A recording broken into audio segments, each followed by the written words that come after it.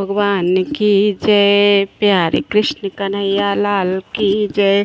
श्री भक्तमाल में आज चरित्र है श्री जगन्नाथ पारीख जी।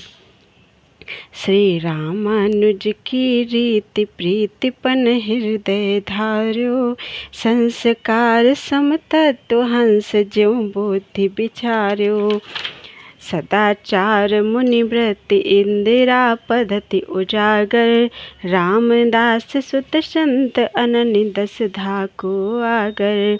पुरुषोत्तम प्रसाद ते उभय अंग पहिर्यो वरम, पारीस प्रसिद्ध कुल कांथड़ा जगन्नाथ शिवाधरम। परम प्रसिद्ध कांथड़िय गोत्र में श्री रामदास जी के पुत्र श्री जगन्नाथ पारीख जी वैष्णव धर्म की सीमा थे। श्री रामानुजाचार्य जी के द्वारा संस्थापित भक्ति की रीति के अनुसार आपने भगवान से प्रेम करने के शरणागति व्रत को दृढ़ता पूर्वक अपने हृदय में धारण किया।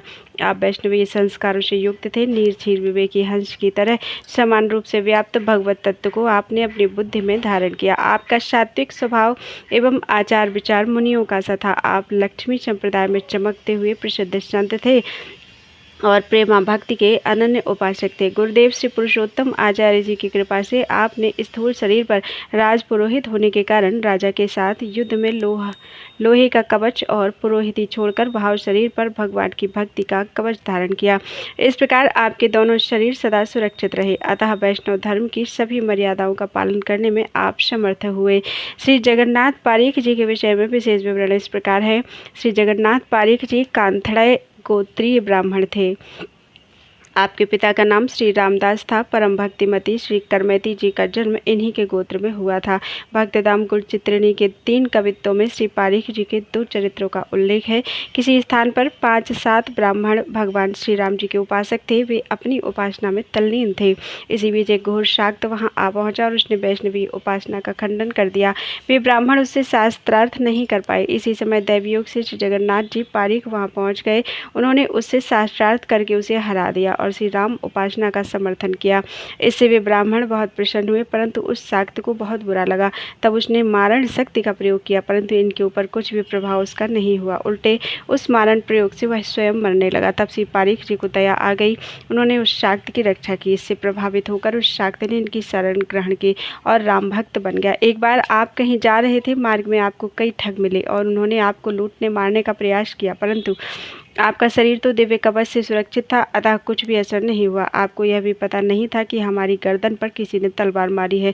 जब तलवारों के घाव से गर्दन नहीं कटी, कष्ट भी नहीं हुआ, तब वे समझ गए कि ये कोई दिव्य मनुष्य है। अतः पारीख जी के चरणों में पड़कर क्षमा प्रार्थना करने लगे। इन्होंने कहा कि हमारा कुछ भी आपने नहीं बिगाड़ा है, हम क्यों नाराज होंगे।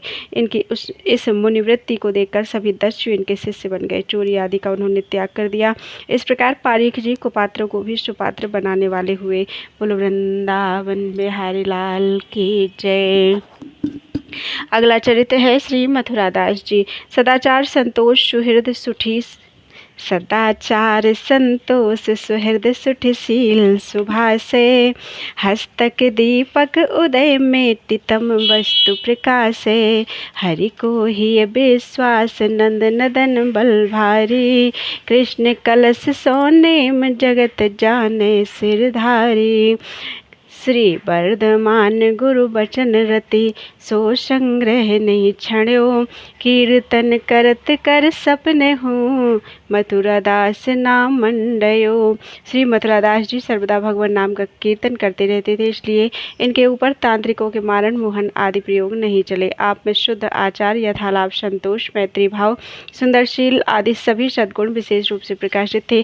जिस प्रकार हाथ के दीपक से अंधकार मिट जाता है और वस्तुएं दीख पड़ती हैं, उसी प्रकार भगवत तत्व ज्ञान के द्वारा आपका हृदय प्रकाशित था। आपके हृदय में प्रभु का विश्वास था और उन्हीं का बल था। सभी लोग जानते हैं कि श्री कृष्ण की सेवा के निमित्त जल का घड़ा आप अपने सिर पर रखकर बड़े नेम और प्रेम से लाते थे। आपको अपने गुरुदेव श्री वर्धमान जी के वचनों में बड़ा प्रेम था। आप उनके उपदेशों का संग्रह एवं पालन करते थे। आपने गुरु की आज्ञा का उल्लंघन कभी नहीं किया। श्री मथुरादास जी के विषय में विशेष विवरण इस प्रकार है। श्री मथुरादास जी ने तिजारे ग्राम में निवास करते हुए भगवत भक्ति पूर्वक खूब आराधना की और प्रजा में भक्ति का प्रचुर प्रचार प्रसार किया। एक बार तिजारे ग्राम में साधु वेशधारी एक जादूगर आया। वह सबको दिखाकर भगवान शालिग्राम की सेवा करता था। विशेष बात यह थी कि उसके शालिग्राम जी के सिंहासन पर कठपुतली की तरह हिलते डोलते रहते थे। उसके शालिग्राम जी सिंहासन पर कठपुतली की तरह हिलते डुलते रहते थे। इस चमत्कार को देखने के लिए जनता की भीड़ एकत्र हो जाती थी। वहाँ जो मथुरादास जी के शिष्य सेवक थे, उनके मन में भाव आया कि ये बड़े भारी सिद्ध संत हैं, तभी तो भगवान इनके अधीन है। उन लोगों ने इस प्रभाव का वर्णन श्री मथुरादास जी के सामने किया और कहा कि उस संत की सेवा सभी को अच्छी लगती है। कुछ समय के लिए आप भी चलिए और उनकी उपासना की रीति भांति देखिए। श्री मथुरादास जी सर्वज्ञ थे, जादूगर ढोंगी है, भक्त नहीं है, इस रहस्य को समझकर बोले, मेरे चलने से उसकी माया नहीं चलेगी, तब उसके मन में दुख हो जाएगा, अतः हम वहाँ नहीं जाएंगे। सभी शिष्य सेवकों ने चरणों में पड़कर प्रार्थना की। तब आप वहाँ गए जहाँ उसने अपना ढोंग फैला रखा था। ये जाकर उसके पास खड़े हो गए। फिर जब उसने शालिग्राम जी को हिलाना डुलाना चाहा तो वे नहीं हिले डोले। अब उसके मन में बड़ा भारी शोक हुआ। वह समझ गया कि अभी अभी जो यह साधु आया, इसी का यह प्रताप है, हमारी श्रद्धाई में यह बाधक है, अतः तंत्र मंत्र जप आदि करके इसे मार डालूं। इस विचार को उसने अपने मन में दृढ़ किया। फिर उसने इन्हें मारने के लिए मूठ चलाई। वह श्री मथुरादास जी की भक्ति के सामने आकर व्यर्थ हो गई। उलटकर उस चलाने वाले को ही लगी, जिससे मूर्छित होकर वह पृथ्वी पर गिर गया। लोगों को ऐसा लगा कि यह मर गया। पश्चात दयालु संत श्री मथुरादास जी ने दया करके उसे जीवित किया। फिर समझाया कि और उसे सेवा रूपी भक्ति मार्ग का उपदेश दिया। श्री प्रियादास जी ने इस घटना का अपने कवित्व में इस प्रकार वर्णन किया है। बांस के तिजारे मांझ भक्ति रस राश करी करी, एक बात ताको प्रगट सुनाइए। आयो वेशधारी को करे शालिग्राम सेवा, डोलत सिंहासन पे आने भीड़ छाइए। स्वामी के जो शिष्य भयो तीनों के भाव, देखी वाही को प्रभाव आए, कहो ही ये भाइये। नेको आप चलो ओह रीति को बिलो किए, जो बड़े सर्वज्ञ कही दुख नहीं जाइए। पाए परी गए लेके जाए, ढिंग ठाड़े भये, चाहत फिरायो पैना फिरे सोच पर्यो है। जानी गयो आप कछु याही को प्रताप, ये पे मारो करी जाप यो विचार मन धर्यो है। मूठ ल चलाई भक्ति तेज आगे ना आई, नाही बाही लपटाई, भयो ऐसो मानो मर्यो है। होय करी दयाल जजवायो, समझायो प्रीति पंथ दर्शायो, ही ये भायो शिष्य करो है। बोलो वृंदावन बिहारी लाल की जय। श्री नारायण दास जी नर्तक। पद लीनो परिसिद्ध प्रीति जामे, दृढ़ नातो अक्षर तन्मय भयो, मदन मोहन रंग रातो। नाचत सब को आहि काहि पे, यह बनियावे, चित्र लिखित सो रह्यो, त्रिभंग देसी जो दिखावे। हड़िया सराय देखत दुनी, हरिपुर पदवी को कढ़्यो, नृतक नारायण दास को प्रेम पुंज आगे बढ़ो। श्री नारायण दास जी नर्तक का प्रेम दिन प्रतिदिन बढ़ने वाला था। एक बार आपने वह प्रसिद्ध पद गाकर नृत्य किया जिसमें प्रीति का नाता ही दृढ़ माना गया है। गाते गाते उस पद के शब्दों, अक्षरों और भावों में आप तल्लीन हो गए। मदन मोहन रंग रातू, इसे गाते हुए स्वयं भी मदन मोहन की प्रेम रंग में रंग गए। इस संसार में नाचते गाते तो सभी लोग हैं, परंतु ऐसा नाचना गाना और ऐसी भाव तन्मयता किस में बन सकती है। उस तन्मयता में आप चित्रलिखित की भांति स्तब्ध रह गए। श्री कृष्ण ने दर्शन दिया। प्रयाग से पूर्व लगभग 6 कोस की दूरी पर हड़िया सराय नामक गांव में लोगों के देखते देखते आप बैकुंठ पद पर पहुंच गए। श्री नारायण दास जी नर्तक के विषय में विशेष विवरण इस प्रकार है। श्री नारायण दास जी का यह दृढ़ नियम था कि वे भगवान के सामने ही नृत्य गान करते थे, दूसरे किसी मनुष्य के सामने नहीं। इस व्रत को हृदय में धारण कर भक्ति के प्रचार एवं संतों के दर्शन के लिए देश देशांतर में जहाँ जहाँ भक्त समूह होता वहाँ वहाँ आप जाते। एक बार विचरते हुए आप हड़िया सराय गए और वहीं पर आपने निवास किया। श्री ठाकुर जी के सामने नित्यहीन नृत्य कीर्तन करते। कुछ समय के बाद आपके नृत्य कीर्तन की प्रशंसा सभी लोग करने लगे। उसे सुनकर वहाँ के यवन शासक मीर ने आपको यह कहकर बुलवाया कि हमारे यहाँ बड़े बड़े महापुरुष भगवत भक्तजन आए हैं, आप भी आइए। गुणी लोगों से मिलने की मेरे मन में बड़ी इच्छा रहती है, उनके ना मिलने से मन में दुख होता है। जब यह संदेश लोगों के द्वारा आपको मिला तो उसे सुनकर आपको बड़ी कठिनाई हुई। लोगों ने समझाते हुए कहा कि जैसे आपकी इच्छा हो वही कीजिए, परंतु मीर साहब आपके नृत्य कीर्तन को देखने सुनने के लिए बड़े व्याकुल हो रहे हैं। श्री नारायण दास जी अपने मन में विचार करने लगे कि मेरा नियम भगवान के आगे नृत्य करने का है, बिना भगवान को पधराए नृत्य कैसे करूँगा। यवनों के सामने आपने पूज्य श्री अर्चा विग्रह की सेवा का विस्तार कैसे करूँगा, अपने पूज्य श्री अर्चा विग्रह की सेवा का विस्तार कैसे करूँगा। इस प्रकार सोचते विचारते आपने एक मार्ग निकाल लिया और मीर साहब के दरबार में गए। वहाँ एक ऊंचे सिंहासन पर आपने एक श्री तुलसी जी की माला को विराजमान कर दिया। श्री तुलसी जी भगवान का अभिन्न रूप है समानकर आपने उन्हीं के सामने बड़ा उत्तम नृत्य किया। एक ओर मीर साहब बैठे थे, उनकी ओर आपने एक दृष्टि से भी नहीं देखा। सिंहासन पर विराजमान तुलसी श्याम की ही ओर देखते हुए उनकी किशोर रूप माधुरी में मग्न हो गए, अपने शरीर की शुद्धि बुद्धि खो बैठे। आपने रीझ कर विचार किया कि कुछ न्यौछावर करूं, कोई वस्तु नहीं दिखाई पड़ी। अचानक अपने प्राण ही हाथ पड़े, आपने उन्हें ही न्यौछावर कर दिया। आदरपूर्वक भगवान ने इस भेंट को स्वीकार किया। श्री प्रियादास जी श्री नारायण दास जी की इस नियम निष्ठा का इस प्रकार वर्णन करते हैं। हरि ही के आगे नृत्य करे ही ये धरे यही धरे देश देशनी में जहाँ भक्त भीड़ है। हंडिया सराय मध्य जाए के निवास लियो सुनी नाम सुमलेछ ज्ञाति मीर है। बोली के पठाए महाजन हरिजन सबे आयो है सदन गुनी ल्यावो चाह पीर है। आने के सुनाई भई बड़ी कठिनाई, अब कीजे जोई भाई वह निपट अधीर है। बिना प्रभु आगे नृत्य करिए न नेम यह सेवा बाकी आगे कहो कैसे विस्तारिए। कियो यो विचार ऊंचे सिंहासन मालाधारी, तुलसी निहारी हरि गान करो भारी। एक ओर बैठो मीर निरखे न कोर दृग मगन किशोर रूप सुनिले बिसारिए। चाहे कछु बारो पर औचकी ही प्राण हाथ, रीझ सन्मान की नो मीच लागी प्यारिये। बोलो वृंदावन बिहारी लाल की जय। श्री भूरिदा भक्तगण। बोहित राम गोपाल कुंवर वर गोविंद मांडल, चीत स्वामी जशवंत गदाधर अनंतानंद भल। हरिनाभा मिश्र दीन दास बचपाल, कन्हर जश गायन गोसुराम दास नारद। श्याम पुनि हरि नारायण, कृष्ण जीवन भगवान जन। श्याम दास बिहारी अमृतदा, गुण गण विशद गोपाल के। एते जन भय भूरिदा। अपने उपदेशों के द्वारा भगवान के विशद गुणगणों का महान दान देने वाले ये भक्त हुए श्री बोहित जी, राम गोपाल जी, कुंवर बर जी, गोविंद जी, मांडल जी, छीत स्वामी जी, यशवंत जी, गदाधर जी, अनंतानंद जी, हरिनाभ मिश्र जी, दीनदास जी, बच्छपाल जी, कन्हर जी, गोशु जी, रामदास जी, नारद जी, श्याम जी, हरिनारायण जी, कृष्ण जीवन जी, जन भगवान जी, श्यामदास जी और बिहारीदास जी। ये भगवत सुयश के गायक परम मधुर प्रेम रूपी अमृत के दाता हुए। भगवत यश का गान करने वाले इन भक्तों में से कुछ का परिचय इस प्रकार है।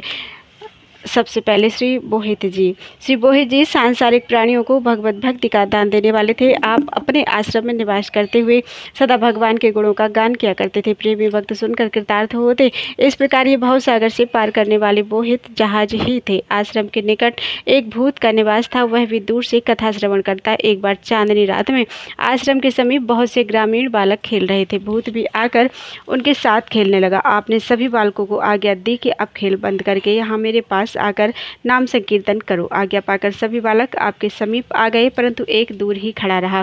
श्री बोहित जी के बुलाने पर भी नहीं आया। तब आपने बालकों को आज्ञा दी कि इसे पकड़कर लाओ।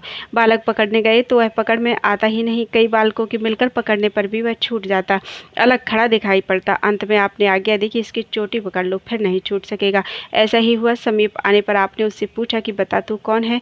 उसने कहा मैं पूर्व जन्म में राजपूत था, कुसंग के कारण मेरी बुद्धि भ्रष्ट हो गई थी, अतः जुआ चोरी चोरी आदि कुकर्मों की मुझे आदत पड़ गई। मैंने अपनी निरपराधिनी सुशीला पत्नी का वध कर डाला। उसी पाप के फलस्वरूप मुझे प्रेत योनि मिली। किंचित अनिच्छा से कथा श्रवण का यह उत्तम फल मुझे मिला कि आपके आश्रम के निकट रह रहा हूँ और आपके द्वारा कही गई कथाओं को सुन रहा हूँ। अब आप कृपा करके मेरा उद्धार कीजिए। मैं कभी किसी को सताता नहीं हूँ, आपकी शरण हूँ। उसकी दीनता भरी वाणी सुनकर आपने उसके कान में भगवान नाम सुनाया और चरणामृत दिया। वह मुक्त हो गया। आकाश में उज्जवल प्रकाश छा गया। सभी को श्री बोहे जी की दानशीलता एवं शक्ति का परिचय मिल गया। आपका प्रधान स्थान मकरापुरा करनाल अर्थात पंजाब में है। वहीं परम धाम वास हुआ। वहाँ पर आपकी समाधि बनी है।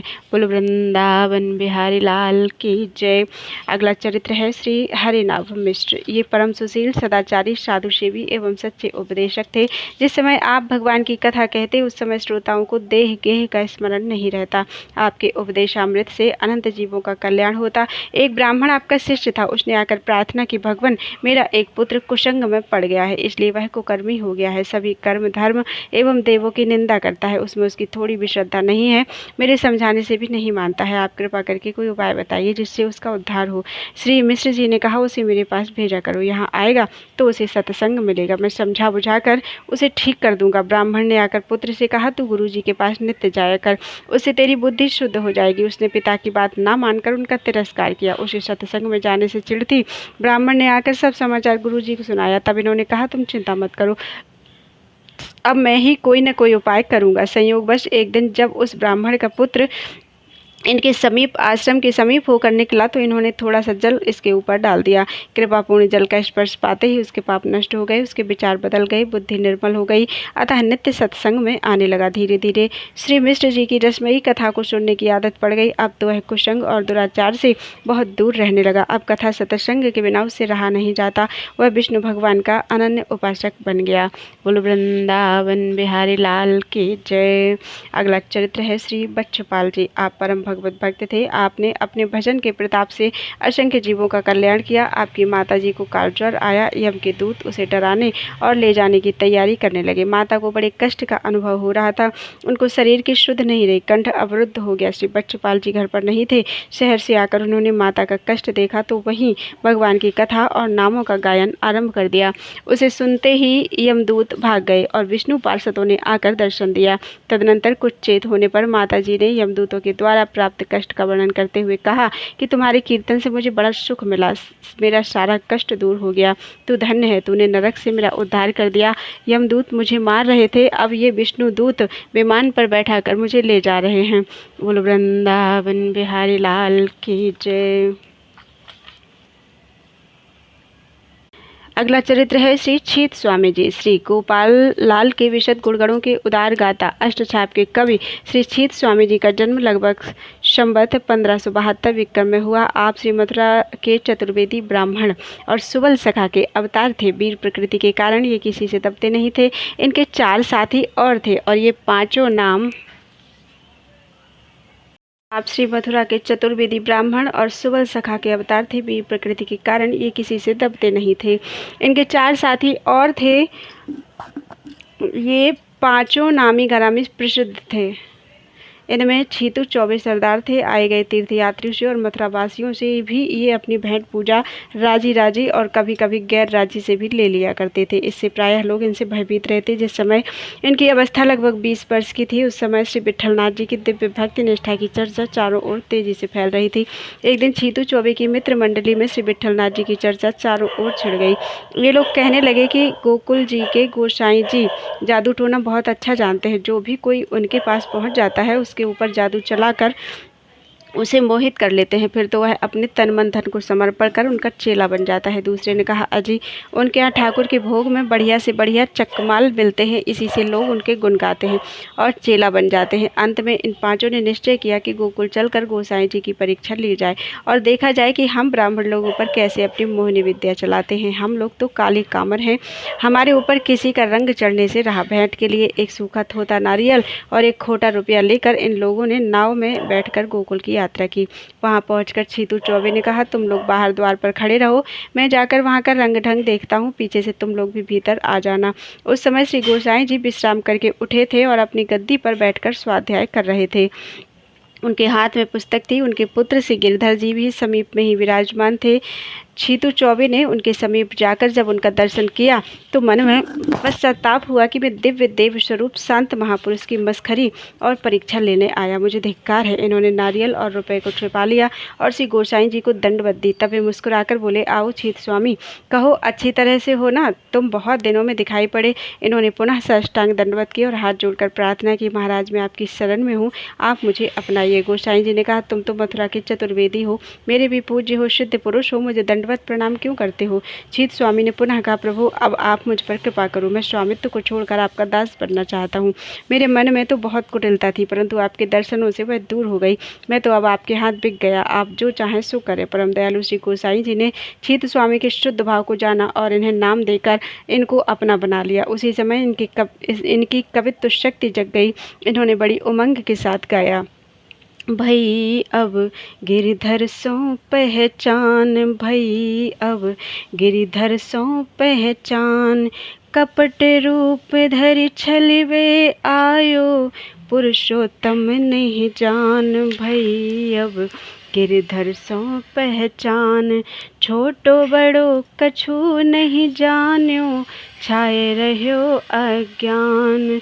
छीत स्वामी देखत अपनायो, श्री विठ्ठल कृपा निधान। भई अब गिरधर सो पहचान। इनके चारों साथी जो बाहर बैठे ताक झाँक कर देख रहे थे, उन्होंने कहा, छीतू को तो टोना लग गया, हम लोग यदि यहाँ रुकेंगे तो हमारे ऊपर भी टोना चल जाएगा, इसलिए यहाँ से जल्दी भाग चलो। चारों मथुरा को वापस आ गए। श्री गोसाई जी ने छीत स्वामी से कहा, हमारी भेंट लाए हो, उसे लाओ।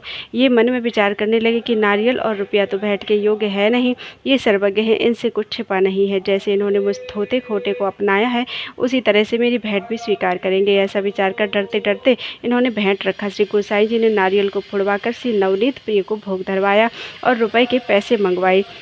नारियल में से अति उत्तम गिरी निकली, सबको प्रसाद मिला, रुपया भी चल गया। इससे और अधिक श्रद्धा हुई। इन्होंने सोचा, वस्तुतः कोई भी वस्तु या जीव गुरु गोविंद के योग्य नहीं है, सब कुछ खोटा ही है।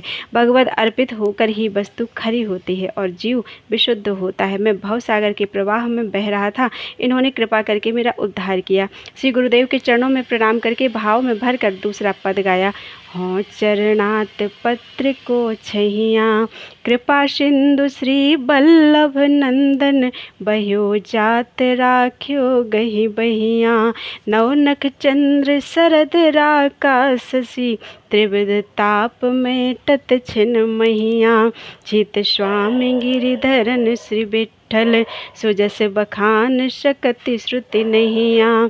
इस पद को सुनकर श्री गोसाई जी बहुत प्रसन्न हुए। छीत स्वामी ने कहा, महाराज वेद भी आपकी महिमा का पार नहीं पाते, तो उसे तुच्छ कवि क्या गाएगा। संध्या आरती का समय हो गया था, इसलिए गोसाई जी ने आज्ञा दी कि मंदिर में जाकर श्री नवनीत प्रिय के दर्शन करो। आपने आकर दर्शन किया तो श्री ठाकुर जी के निकट ही गुरुदेव के दर्शन हुए। मन में आया कि भीतर से मंदिर में आने का रास्ता होगा, उसी से आ गए। पुनः इधर उधर देखा तो गद्दी पर विराजमान है। अब छीत स्वामी ने श्री गोसाई जी के वास्तविक रूप को समझा और साष्टांग दंडवत प्रणाम किया। कुछ देर बाद शयन आरती हुई और गोसाई जी ने भगवान प्रसाद छीत स्वामी को पवाया और आज्ञा दी कि प्रातः काल ही श्री गोवर्धन चले जाना और श्री नाथ जी के दर्शन करके आना।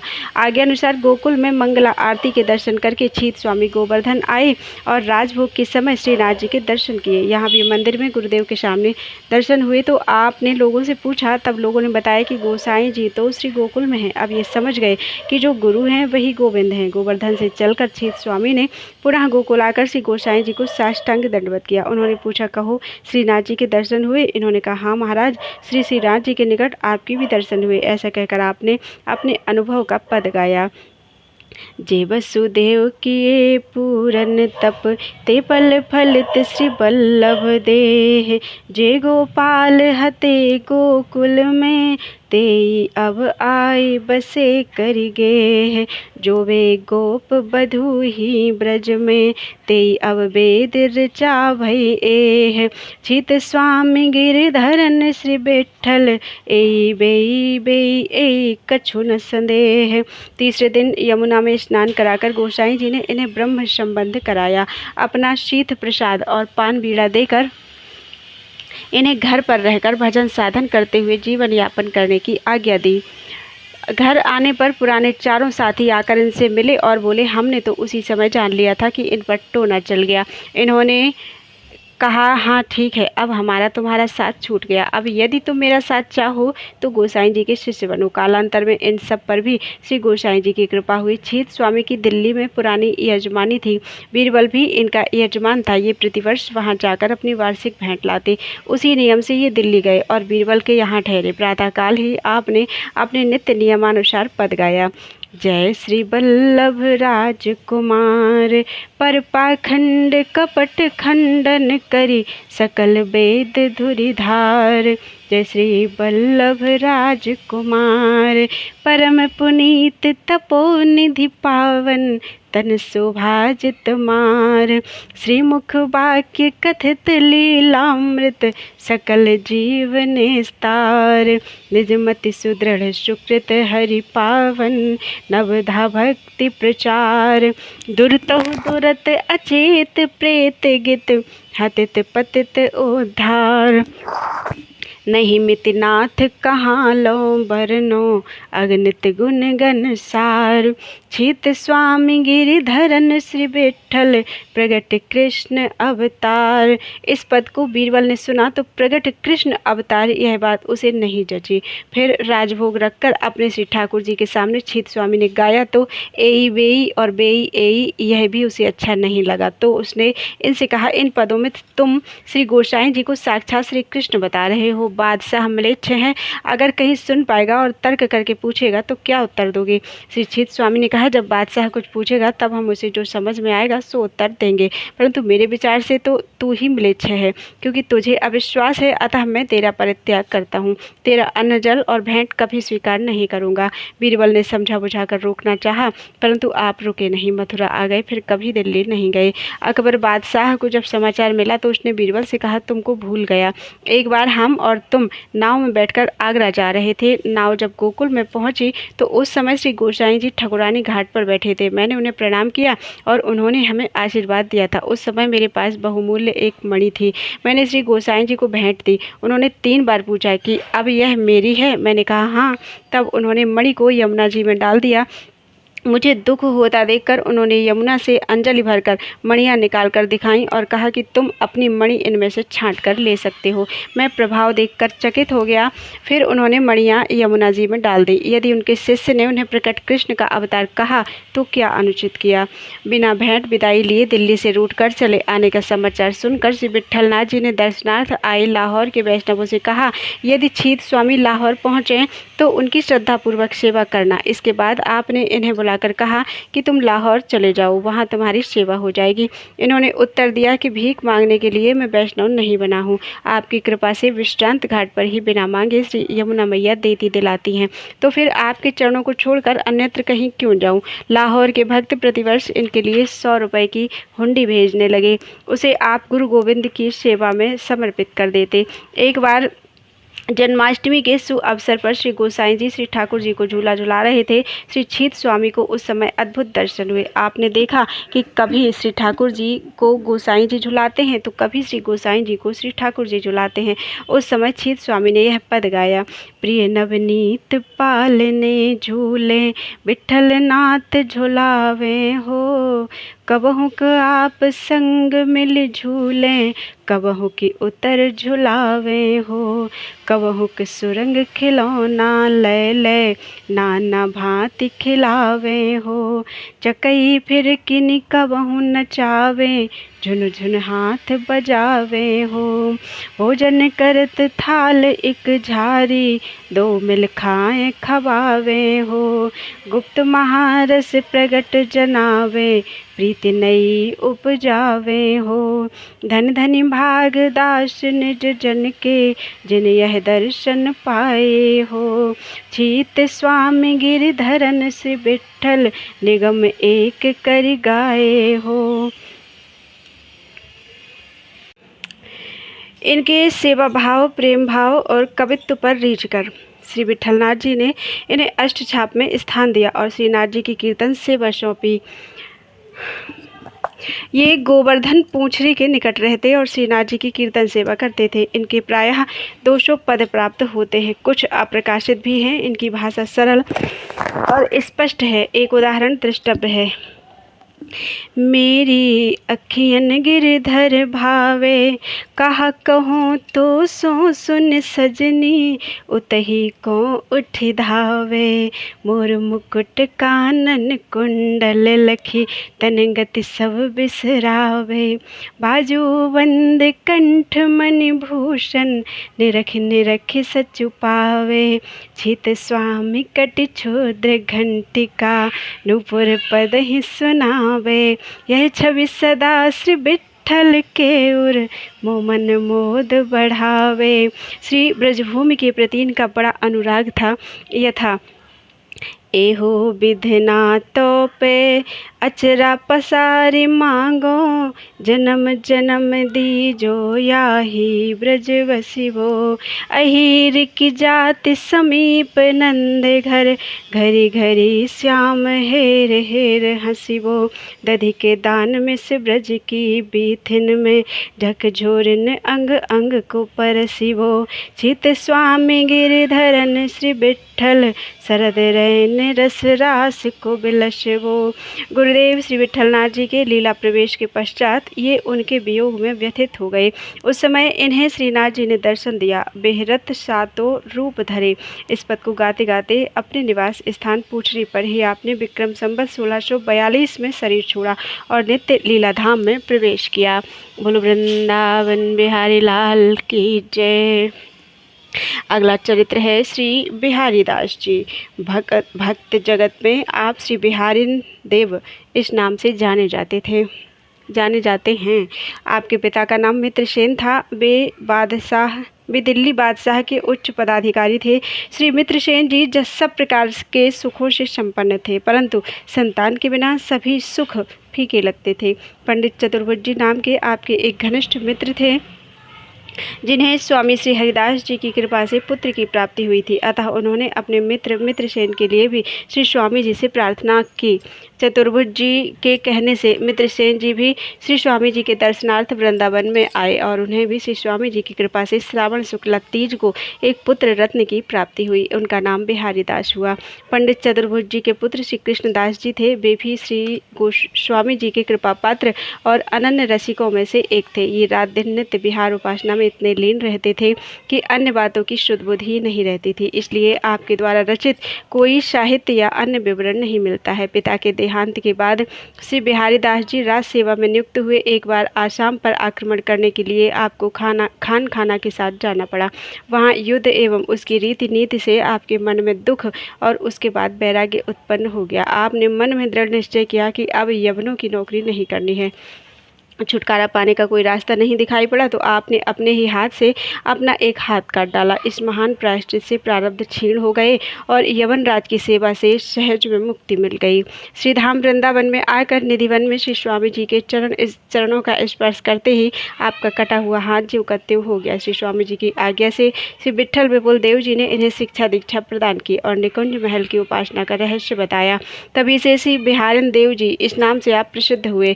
आपकी गुरु गोविंद में निष्ठा और कहनी रहनी ऐसी थी कि आपके समकालीन श्री हरिराम जी व्यास को कहना पड़ा, साची प्रीति बिहारन दासे, कै करवा के कुंज कामरी, कै गुरु स्वामी हरिदासे। प्रतिबाधिक सही सकत न तिन को, जानत नहीं कहा कही त्रासे।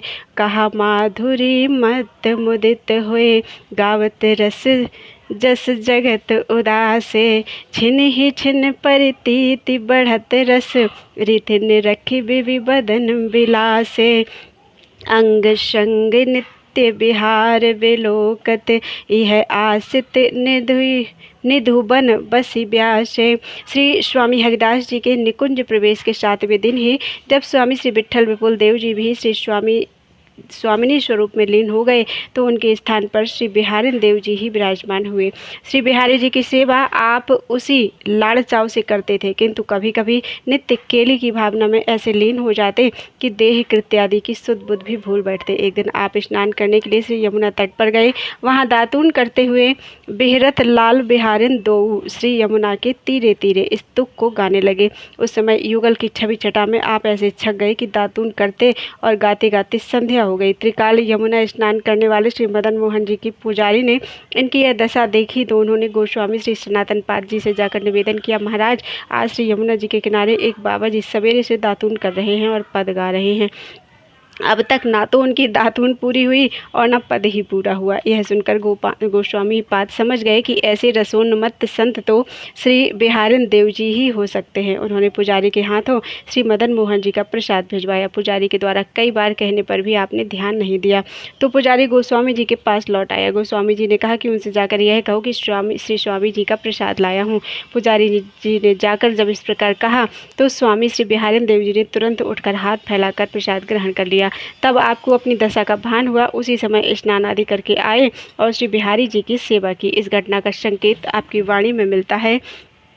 सरस रूप सुख में सन्यो मन अटक्यो गुणगान, बिहारी दास जाने नहीं कित भोजन स्नान, उठ बैठ्यो हों भोर ही एक तान गुणगान, आवत जात अथै गयो तीन काल स्नान।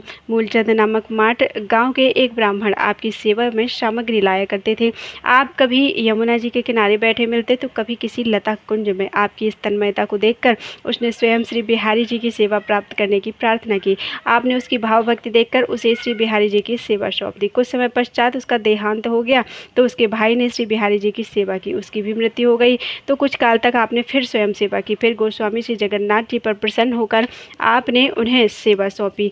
तब से अब तक श्री बिहारी जी की सेवा उन्हीं के वंशज करते चले आ रहे हैं। सुहावनी शरद ऋतु का समय था। निधिवन का सौंदर्य सीमा को पार कर रहा था। श्री बिहारी देव जी नेत्र मूंद कर प्रिया प्रियतम की कुंज क्रीड़ा के अवलोकन में निमग्न हो रहे थे। उसी समय त्रिभुवन मोहन श्याम सुंदर अपने सखाओं के साथ खेलते हुए वहां आ पहुंचे। सखा श्री कृष्ण से पूछ बैठे, अरे कन्हैया देख, आंखों को बंद करके यह कौन बैठा है? श्याम सुंदर ने कहा, रहने दे, तुम्हें क्या पड़ी, संत को अपना भजन करने दो। सखाओं ने आग्रह किया, नहीं भैया, संत से कुछ वार्तालाप सत्संग करना चाहिए। नंद नंदन ने श्री बिहारी देव के समीप आकर उन्हें पुकारा, बाबा जरा आंखें तो खोलो। दो तीन आवाज़ों का कुछ प्रभाव नहीं हुआ तो सभी ने मिलकर पुकारा। तब आपका ध्यान इधर आया। आंखें बंद किए हुए ही बोले, तुम लोग कौन हो, क्या बात है? श्री कृष्ण ने कहा, मैं वही हूँ तुम जिसका ध्यान कर रहे हो। हाँ, साथ में मेरे सखा हैं। इन्होंने पूछा, आपके साथ श्री स्वामी जी भी हैं क्या? उत्तर दिया, वे तो नहीं हैं। आपने कहा, तो आपने जिसके चित्त वित्त का अपहरण कर रखा है उसी के पास जाओ। हम तो श्री स्वामी हरिदास जी के अंग में विराजने वाले युगल किशोर के अनन्य उपासक हैं। उनके बिना और किसी को नहीं चाहते हैं। यह हमारा हट है। यथा चित्त हरो सब बित्त हरो, नवनीत हरो ब्रज जानि जहाँ को, हरे हरि हुए रहियो हो लला हो, तो हेरी रहियो हट ही हट जाको। श्री बिहारिन दास अनन्य मिले, रस पाए पिया पिए अंक महा को, हो तो और स्वरूप पिछानो नहीं, हरिदास बिना हरि को है कहाँ को। आपके इस प्रेम पूर्ण हट पर रीझकर श्री स्वामी जी की गोद में विराज कर श्री युगल किशोर ने आपको दर्शन देकर कृतार्थ किया। लगभग 98 वर्ष की आयु में आपने शरीर को त्याग कर नित्य निकुंज लीला में प्रवेश किया और श्री स्वामी जी के द्वारा प्रवर्तित वृंदावन की निकुंजोपासना के सुदृढ़ स्तंभ रस सिद्धांत के महान तत्वज्ञ एवं उनके भाष्यकार थे। आपकी वाणी ओजस्विनी एवं रसीली है। उसमें स्वामी जी के सिद्धांतों का विवेचन है। रस और सिद्धांत दोनों प्रकार की आपकी रचनाएं हैं। श्री व्यास जी, श्री धुपदास जी आदि ने आपकी कहनी रहनी निर्भयता आदि की प्रशंसा की है। ब्रजनाथ जी कहते हैं, एंड्यो एंड्यो फिरे विपुल बल रस को पियो, एणो एण्यो फिरे विपुल बल रस को पियो, बानी जाकी सुनत छुटे सब साधन ही, कुंज बिहारी बर बिहार कुंजन बस गायो, इह बल गर्जत रह्यो लरजिर रसिकन सिरनायो, रस भूमि उपासक रहसिको, ऐसो को होए है सुभट, सपूत पूत हरिदास को, बिहारी दास आनन मुकुट। गायो नित्य बिहार रीति सब जगते न्यारी, श्याम श्याम उपासी महा बाकी, बाकी व्रतधारी। श्रीयुत बीठल विपुल सुगुरुवर शेष उजागर, रचिपद साखी छंद लड़ावे नागरी नागर। एक टेक नित निर्बही, राउ रंग तज आश, श्री हरिदास प्रसाद गुण, भयो बिहारी दास। श्री बिहारी देव जी की वाणी। दर्शय परशय अंग लसय बिलसय, सुख सिंधु न प्रेम अघई हो। निरखे नित नैन सुमाधुर बैन, सुश्रौन सुचैन सुने गुण गई हो। दंपति साँच ही ए धरिया, सुख ते न कहूँ कबहूँ चली जई हो। नित्य बिहार आधार हमार, श्री बिहार बिहारन की बलि जई हो। श्री हरिदास के गर्भ भरे, अमनैक बिहार निहारन के। सुमहा मधुर रस पान करें, अवसान कथा सिलहारन के। दियो न लेहित मांगे, कहा बरन गुण कौन तिहारन के। किए रहे ऐण बिहार हूँ ते, हम वे परवाह बिहारन के। बोलो वृंदावन बिहारी लाल की जय। ओ भगवान की जय। प्यारे कृष्ण कन्हैया लाल की जय। श्री भक्तमाल में आप चरित्र हैं संसार से निवृत्त भक्त। उद्धव राम रेणु परस, राम गंगा धूसेत निवासी। अच्युत कुल ब्रह्मदास, विश्राम शेष साई के वासी। किंकर कुंडा कृष्णदास, खेम सोठा गोपानंद। जयदेव राघव विदुर दयाल, दामोदर मोहन परमानंद। उद्धव रघुनाथी चतुरो नगन, कुंज ओक जे बसत अब। निर्वर्त भय संसार ते मेरे जजमान सब। भक्तों की भक्ति के भाव में डूबकर श्री नाभाजी लिखते हैं कि जो भक्त माइक संसार से सर्वथा मुक्त हो चुके हैं, वे सभी मेरे यजमान हैं। मैं इनसे पोषित पुरोहित हूँ। उनके नाम ये हैं श्री उद्धव जी, श्री राम रेणु जी, श्री परशुराम जी, ध्रुव क्षेत्र में निवास करने वाले श्री गंगा भक्त जी, शेष साई के निवासी अच्युत गोत्रीय वैष्णवों को विश्राम देने वाले श्री ब्रह्मदास जी, कुंडा के किंकर अर्थात सेवक श्री कृष्णदास जी, श्री खेम जी, श्री सोठा जी, श्री गोपानंद जी, श्री जयदेव जी, श्री राघव जी, जयतारण ग्राम में निवास करने वाले श्री विदुर जी, श्री दयाल जी, श्री दामोदर जी, श्री मोहन जी, श्री परमानंद जी, श्री उद्धव जी, श्री रघुनाथ जी और श्री चतुरो नगन जी, जो अब श्री वृंदावन के कुंज भवन में बसते हैं। इन भक्तों में से कुछ का संक्षिप्त परिचय इस प्रकार है। सबसे पहले चरित्र है श्री उद्धव जी। श्री उद्धव जी भगवान के परम अनुरागी संत थे। नित्य प्रति संत भगवंत की बड़े सद्भाव से सेवा करते थे। श्री ठाकुर जी को सेवा के लिए उनके पास एक बड़ी सुंदर की लुटिया थी। उसी से वे नित्य प्रति भगवान को जल पिलाते थे। किसी दिन एक आगंतुक संत ने उस लुटिया को मांगा। आपने प्रसन्नता से उसे लुटिया दे दी। उसकी जगह पर दूसरी लुटिया सेवा में लाकर रख दी। इससे रुष्ट होकर श्री ठाकुर जी ने उसे फेंक दिया। आपने लाकर फिर रखा तो फिर फेंक कर बोले, तुम्हारा मुझ में स्नेह नहीं है, तभी तो मेरी अच्छी लुटिया दूसरे को दे दी, और यह जो मुझे पसंद नहीं है लाकर मेरे पास रख दी। मैं इससे पानी नहीं पीऊँगा। अब तुम मुझे ना खिला पिलाकर उन्हें ही खिलाओ पिलाओ जिनसे तुम्हें प्रेम है। यह सुनकर श्री उद्धव जी ने कहा, देखो महाराज, नाराज होने की ज़रूरत नहीं है। एक संत ने लुटिया लाकर दी थी, दूसरा संत आकर उसे ले गया, तो क्या अनुचित हुआ? वह लुटिया आपकी नहीं थी। अब आपको जैसी चाहिए वैसी किसी और से, चाहे मुझसे मंगवा लीजिए। हम तो जैसे भी हों जैसे भी हो संतों को प्रसन्न करेंगे। आपकी अप्रसन्नता का मुझे भय नहीं है। यह सुनकर प्रभु बहुत प्रसन्न हुए और उसी क्षण उसी तरह की लुटिया मंगवा ली। एक बार श्री उद्धव जी के आश्रम पर बहुत से संतों का आगमन हुआ। तब आपको बड़ी प्रसन्नता हुई। अर्घ्यपाद्य आचमन के लिए जल और आसन लगाने के लिए थल का प्रबंध करके आपने उन्हें पधराया। देखा तो घर में सीधा सामान बहुत थोड़ा सा था। आपने रसोई बनाना प्रारंभ कर दिया, परंतु मन में चिंता थी कि इतने सामान से कैसे पूरा पड़ेगा। भक्त चिंता से प्रभावित होकर उसी क्षण श्री राम जी की आज्ञा से एक रूपवती माता सामान लेकर आई और बोली कि सामान कहाँ रखूं। आपने कहा मंदिर में। वह सामान रखकर वहीं लुप्त हो गई। आज जगदम्बा ने बड़ी कृपा की है, ऐसा विचार कर इनके नेत्रों से अश्रुधारा बहने लगी। आपने उस अक्षय सामान से कई दिन तक खूब संत सेवा की। बोलो वृंदावन बिहारी लाल की जय। अगला चरित्र है श्री विदुर जी। झींथड़ा ग्राम के निकट एक जयतारण नाम का ग्राम है। उसमें श्री विदुर जी भगवान के परम भक्त हुए। वे बड़े प्रेम से साधु संतों की सेवा करते थे। एक बार वर्षा नहीं हुई, अतः सब खेती सूख गई। श्री विदुर जी के मन में बड़ी चिंता हुई कि अब साधु सेवा कैसे होगी। अपने भक्त के मन में चिंता देखकर प्रभु ने स्वप्न में आज्ञा दी कि सूखे खेतों को ही कटवाओ, बैलों से दाएं करवाओ और फिर हवा में उड़ाओ। ऐसा करने से तुम्हें 2000 मन अन्न की प्राप्ति होगी। प्रभु की आज्ञा के अनुसार आपने खेतों को कटवाया। दूसरे लोग देखकर इनकी हंसी उड़ा रहे थे, परंतु श्री विदुर जी को भगवत आज्ञा पर दृढ़ विश्वास था। अतः भक्त हितकारी भगवान के नाम गुणगान के साथ ये किसानी के काम में लग गए। हवा में उड़ाने से अन्न का बड़ा भारी ढेर लग गया। सब लोगों ने समझ लिया कि विदुर जी प्रेमी भक्त हैं। श्री प्रियादास जी ने इस घटना का अपने कवित्व में इस प्रकार वर्णन किया है।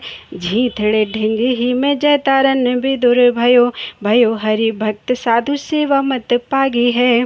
बरसा न भई सब खेती सूख गई।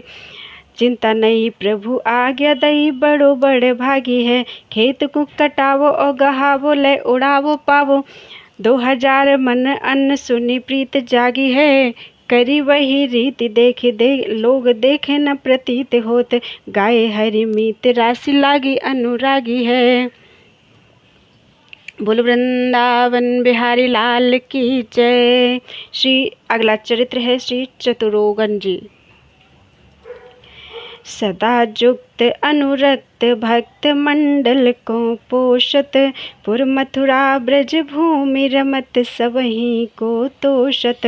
परम धर्म दृढ़ करन देव श्री गुरु आराध्यो।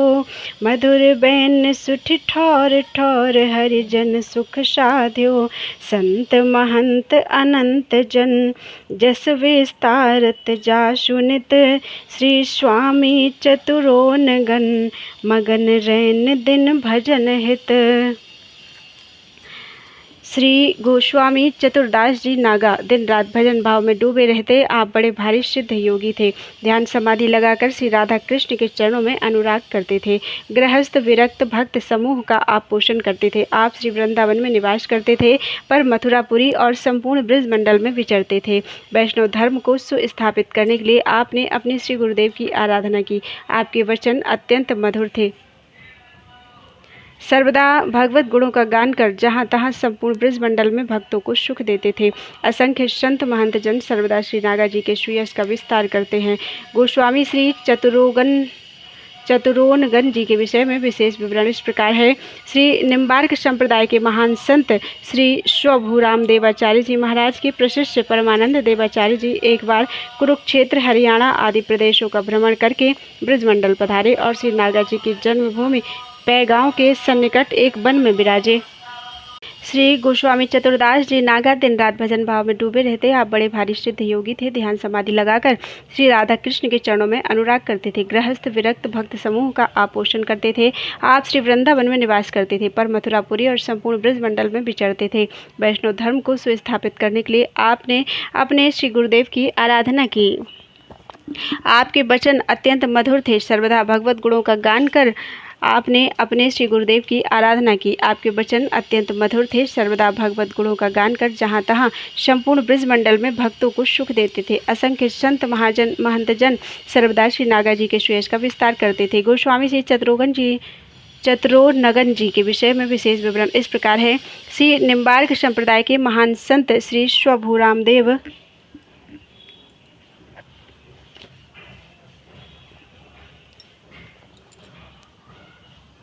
स्वभूराम देवाचार्य जी महाराज के प्रशिष्य परमानंद देवाचार्य जी एक बार कुरुक्षेत्र, हरियाणा आदि प्रदेशों का भ्रमण करके ब्रजमंडल पधारे और श्री नागा जी की जन्मभूमि पैगांव के सन्निकट एक वन में विराजे। कदम के वृक्षों की अधिकता के कारण उसे कदम खंडी कहते हैं। उनके दर्शनार्थ पैगांव के सभी स्त्री पुरुष आते और कथा कीर्तन सत्संग का अलभ्य लाभ उठाते।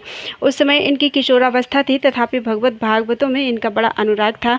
ये श्री परमानंद देवाचार्य जी की बड़ी प्रेम से सेवा करते थे। एक दिन चरण सेवा करते इन्होंने विरक्त दीक्षा लेने की अपनी अभिलाषा प्रकट की, किंतु श्री परमानंद देवाचार्य ने यह कहकर टाल दिया कि अभी तुम बालक हो, पढ़ो लिखो, माता पिता की सेवा करो और घर में रहते हुए ही प्रभु का भजन करो। श्री नागा जी उस समय तो मौन हो गए, परंतु दूसरे तीसरे दिन फिर वही प्रार्थना की। इनकी जन्म कुंडली में अल्पायु योग था, इससे इनके माता पिता चिंतित रहा करते थे और नागा जी को भी यह ज्ञात हो गया था। एक बार स्वप्न में इन्हें प्रभु से ऐसी प्रेरणा मिली कि मेरी भक्ति और मेरे भक्त असंभव को भी संभव कर देते हैं। संसार में फंसे रहना ही मृत्यु है और इस दुख पंख से निकल जाना ही मुक्ति और अमृत है।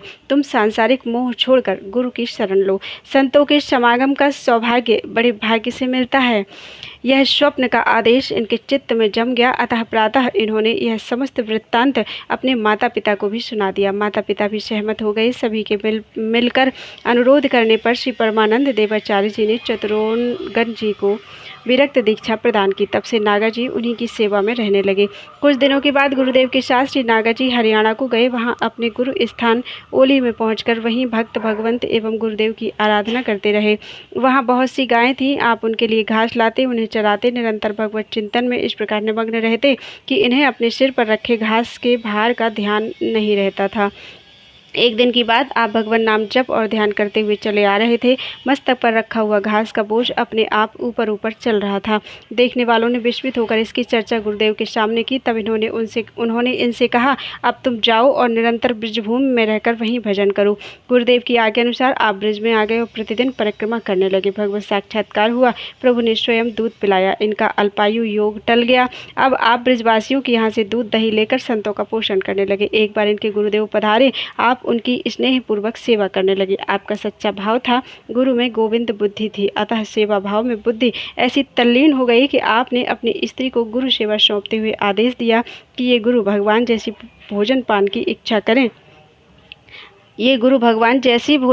इच्छा करें, जैसा उपदेश आदेश दें उसी प्रकार इनकी सेवा करना। आपकी आज्ञा के अनुसार उसने सेवा करना आरंभ कर दिया और अपनी सेवा से उन्हें संतुष्ट कर दिया। जब आपने देखा कि गुरु गोविंद की सेवा में इसकी निष्ठा है, तब आपने प्रसन्न होकर कहा, भगवान यह घर धन और सेवा के लिए इस बधू को लीजिए और कृपा करके यहाँ ही विराजिए। ऐसा कहकर आपने अपने घर में उन्हें पधराया, जैसे कोई देव प्रतिमा को सेवा पूजा के निमित्त पधराए, उसी भाव से उन्हें पधराया। इस सेवा का प्रबंध करके आपको बड़ा सुख मिला। आपने गुरु गोविंद को साष्टांग दंडवत प्रणाम किया। उनकी आज्ञा और उनके आशीर्वाद पाकर उनके उपदेशानुसार आपने ब्रजभूमि की उपासना हृदय में धारण की। श्री बांके बिहारी आपके हृदय में बस गए, अतः आपने श्री वृंदावन में निवास किया और निरंतर वृंदावन रस की उपासना करके उसी रस का आस्वादन किया। श्री प्रियादास जी ने इस गुरु भक्ति और वृंदावन रस की उपासना का इस प्रकार वर्णन किया है। आयो गुरु गेह स्नेह सो ले सेवा करे, धरे साचो भाव ही अति मति भीजिए, टहल लगाए दई नई रूप बतीतिया, दियो बासो कही स्वामी कहे सोई कीजिए, सेवा के रिझाए आते प्रेम और नित्य नयो, दयो घर धन बधु कृपा करी लीजिए, धाम पद राय सुख पाए के प्रणाम करी, धरी ब्रज भूमि और बसे रस पीजिए। नागा श्री चतुरदास जी प्रातःकाल श्री वृंदावन धाम में विराजमान श्री गोविंद देव जी की मंगला आरती के दर्शन करते, फिर श्री मथुरा जी में आकर श्री केशवदास जी की श्रृंगार आरती में सम्मिलित होते। उसके बाद वहां से चलकर वर्षाना नंदगांव में राजभोग की आरती करके गोवर्धन राधा कुंड होते हुए लगभग 36 कोट चलकर सायंकाल को श्री वृंदावन लौट आते। ऐसे ही प्रातः से सायं तक 4 प्रहर में प्रसन्न मन से श्री नागा जी नित्य यात्रा करते। एक बार नंदगांव में पावन सरोवर पर आपको बिना खाए पिए 3 दिन बीत गए। तब परम प्रवीण भक्तवत्सल भगवान श्री कृष्ण स्वयं दूध लेकर आपके पास आए। श्याम सुंदर के प्रेम रंग में रंगे हुए श्री नागा जी ने दूध पीकर जल मांगा। ब्रजवासी बालक रूपधारी भगवान जल लेने गए तो फिर लौटकर आए ही नहीं। तब आपको बड़ा कष्ट हुआ। फिर प्रभु ने रात को स्वप्न में दर्शन देकर कहा, मन में दुख मत मानो, मैंने ही आकर तुम्हें दूध पिलाया था। भगवान ने स्वप्न में पुनः श्री नागा जी से कहा, दूध पिलाने के बाद मांगने पर भी हमने तुमको पानी इसलिए नहीं दिया कि तुम्हें अब पानी से क्या प्रयोजन, तुम ब्रजभूमि में विराजते हुए घर घर जाकर दूध दूध ही पिया करूं। श्री नागा जी ने कहा, प्रभु ये ब्रजवासी लोग दूध के बड़े प्रेमी हैं, अर्थात लोभी होते हैं, फिर मुझे कैसे देंगे। भगवान ने कहा, नहीं, मेरी आज्ञा है, अतः सब लोग तुम्हें दूध अवश्य देंगे। यह नई आज्ञा श्री नागा जी ने सुनी और स्वीकार की तथा सभी लोगों को सुनाई। अब श्री नागा जी भगवान की आज्ञा के अनुसार ब्रज में गाँव गाँव घर घर घूमने लगे और लूट लूट कर तथा मांग मांग कर दूध पीने लगे। जिस किसी ने दूध नहीं दिया उसे आपने परिचय एवं चमत्कार दिखाए। सब लोगों को विश्वास हो गया। विनोद करने के लिए कोई कोई ब्रजगोपियां दूध से भरे पात्रों को घर में कहीं छिपा देती, तब उसे आप घर में घुसकर झट ढूंढ लाते। इससे ब्रजगोपियां बहुत प्रसन्न होती। इस प्रकार से ब्रजधाम में निवास करते हुए आपने मधुर रसमयी लीलाएं की। श्री प्रियादास जी ने श्री चतुरोनगण जी की इस रसमयी लीला का अपनी कवित्तों में इस प्रकार वर्णन किया है। श्री गोविंद चंद्र जू को भोर ही दरस करी केशव श्रृंगार राजभोग नंद ग्राम में, गोवर्धन राधा कुंड हुए के आवे वृंदावन, मन में होलास नित करे चारि जाम में, रहे पुण्य पावन पे भूखे दिन तीन, बीते आए दूध ले प्रवीण एऊ रंग श्याम में, मांगो ने को पानी ल्यावो फेरी वही प्राणी, कहाँ दुख मति सानी निस कही कियो काम में, पानी सोना काज ब्रज भूमि में बिराज, दूध पीवो घर घर यह आज्ञा प्रभु दई है, ए तो ब्रजवासी सब छीर के उपासी, कैसे मुँह को लेन दह कही दह सुनी नहीं है, डोले धाम धाम श्याम कहो जोई मान लियो, दियो पर चहु पर तीत तब भई है, जहाँ जा छिपावे पात्र बेगी आप ढूंढ ल्यावे, अति सुख पावे किन्हीं लीला रसमयी है। अनेकों स्थलों पर श्री नागा जी के मठ मंदिर आश्रम और स्मारक बने हैं। आपके सहस्रों शिष्य प्रशिष्य हुए जिन्होंने भारत में भ्रमण कर सर्वत्र धर्म का प्रचार किया। गोवर्धन में गोविंद कुंड पर एक मंदिर और आपकी समाधि है। बैरागपुरा, मथुरा, कामबन, बरसाना, कदमखंडी, वहीं पर नागा जी की गुफा आदि दर्शनीय है। वृंदावन बिहार घाट और भरतपुर के किले में आपके मंदिर हैं। किले के राज मंदिर में आपकी मूर्ति भी प्रतिष्ठित है। वहीं पर आपकी गुदड़ी सुरक्षित है। आपने अपने जिन पदों की रचना की उनमें चतुर सखी की छाप है। बोलो वृंदावन बिहारी लाल की जय।